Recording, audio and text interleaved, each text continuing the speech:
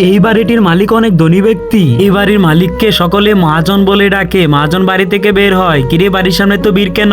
মহাজন সাহেব, ওরে নিয়ে আইছি, একটু সাইডে আসেন। এই যে মহাজন, এই যে মাতবর, দুইজনই আছে। এখন পায়ে ধরে মাপসা। মাতবর সাহেব দেন তো, ওরে কোনোভাবে মাফ করা যায় কিনা?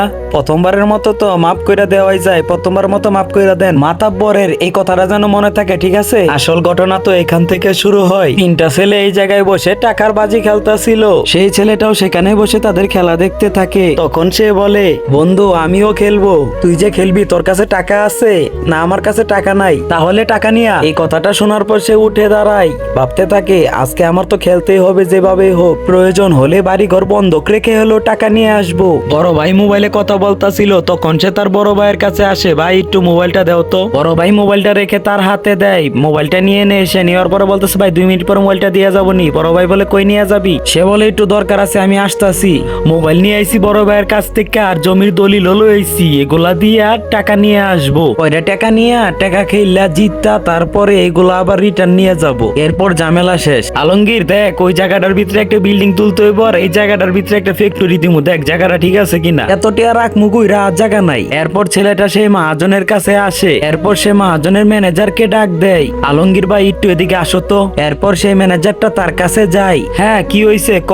ভাই এইটা আমার বাসার দলিল, আর এটা হইলো আমার বড় ভাইয়ের মোবাইল নিয়ে আইছি। আমারে কিছু টেয়া লয়ে দেন মহাজনের তে, পরে আমি টাকাগুলা বিকালে দিয়া যাবো নি আবার। ওই আলমগীর, ওই কি কই রে, এদিকে আই তো। আই তুই আমার লগে আই। মহাজন সাদিকা আইছে ওই মোবাইল আর বাড়ির কাগজপত্র লইয়া, কিছু টেয়া দিতে নরে। হাই রে, এটা তোমার ব্যবসা, ওরে দিতে কাগজপত্র, আমি দিতাছি টাকা, এখনই দিমু। ভাই এই যে মোবাইল আর বাড়ির কাগজপত্র লন ভাই। মহাজন নেন, নিয়ে টাকা দেন ওরে। এই যে টাকা দিতাছি, বিকালে কিন্তু টাকা দিয়া যাবি, নাইলে কিন্তু সব হারাবি কয়ে দিলাম আগে। এলো টাকা। আচ্ছা মহাজন, আসসালামু আলাইকুম। এরপর ছেলেটা টাকা পেয়ে নাচতে নাচতে আসে। এই দেখ বন্ধু, টাকা লয়ে এসেছি, টাকা দেখ তোরা। ঠিক আছে, এখন বস, আমাদের সাথে খেল। ছেলেটা তাদের সাথে টাকার খেলা শুরু করে দেয়। শুরুতেই বাজি ধরতে প্রথমবারই সে হেরে যায়। এরপর সে আবার বাজি ধরে, এরপর আবারও সে হেরে যায়। এবার তো তার মাথায় হাত, সবকিছু হেরে গেছে। এখন সে কি করবে? কিরে, তোর তো টাকা শেষ হয়ে গেছে, যা উঠে যা, টাকা আনগা। আর বেটা কইতে আনমু রে, আমি তো আমার ভাইয়ের মোবাইল, জমি জামার কাগজপাতি দিয়ে এগুলো আনছিলাম, এখন তো আমার সবকিছু শেষ হয়ে গেল। এরপর সে তার ভাইয়ের কাছে যায়। জুয়া খেললা সবকিছু হারাইছস, এখন তুই আমার কাছে আইছস না?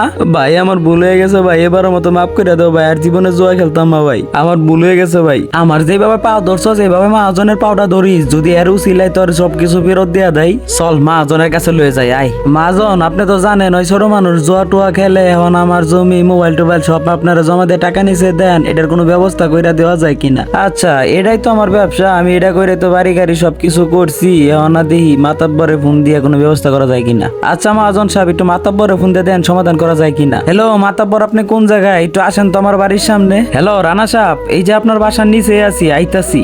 এরপর মাতাব্বর আসে। কি হয়েছে রানা ভাই, একটু বসেন, কথা আছে। মাতাব্বর আইসা বসে। এরপর মাতাব্বর তাকে বলে যে এটা শেষবারের মতো, আর যদি এরকম হয় কোনো সময়, তাহলে আর তাকে ছাড় দেওয়া হবে না। এরপর তার মোবাইল, জমি জামার কাগজপত্র ফেরত দেওয়া হয়, আর তাকে 2 দিন সময় দেওয়া হয়, এর মধ্যে সব পরিশোধ করতে হবে।